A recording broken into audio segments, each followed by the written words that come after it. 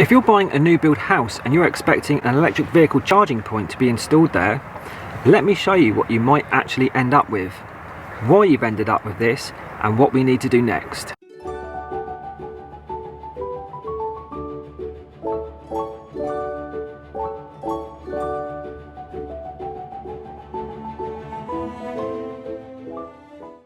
So what's the catch? Well, there's a grace period.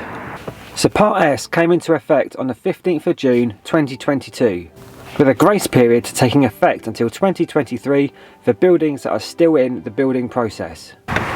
So this means you'll be very lucky to arrive at your new home with an EV charging point installed.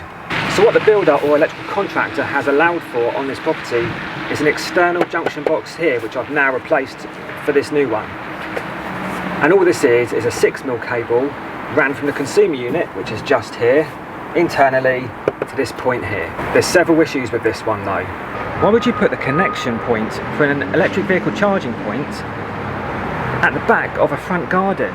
Surely it's a better idea to have installed that cable down the side of the house where the driveway is. The only reason I can think of why this has been done this way is because it's the cheapest way to do it, and it's just ticked a box. So this has actually just created more work for me, as the junction box installed prior to this one was unsuitable. I've then had to extend the cable from here to the side of the property.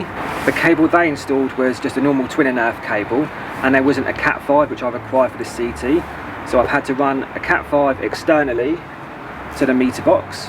All in all, it's taken me more time to do it this way than if I just started from scratch. And while I'm here, another thing to look out for if you're buying a new build is just check a few things like, has the meter box been smashed to bits? Does the door fall off? Just make a few simple checks. So if you are buying a new build and you've been told that the infrastructure has been put in place for an EV charging point, let me now show you what's actually involved for the installer. The first thing that I had to do was replace this junction box for one that would allow for a 25mm cable gland.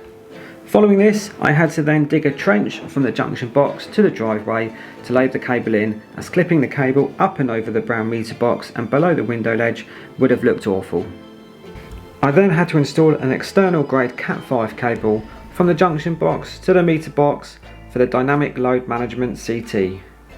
My EV Ultra cable was then clipped along the wall at low level and then up to the charging point position.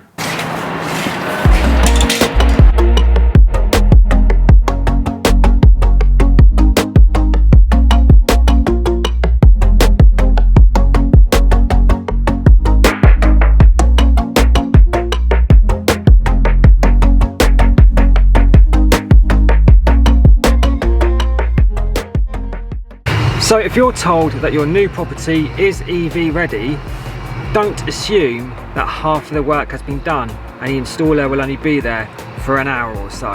That's not the case. Thanks for watching, hit that thumbs up button and subscribe to my channel.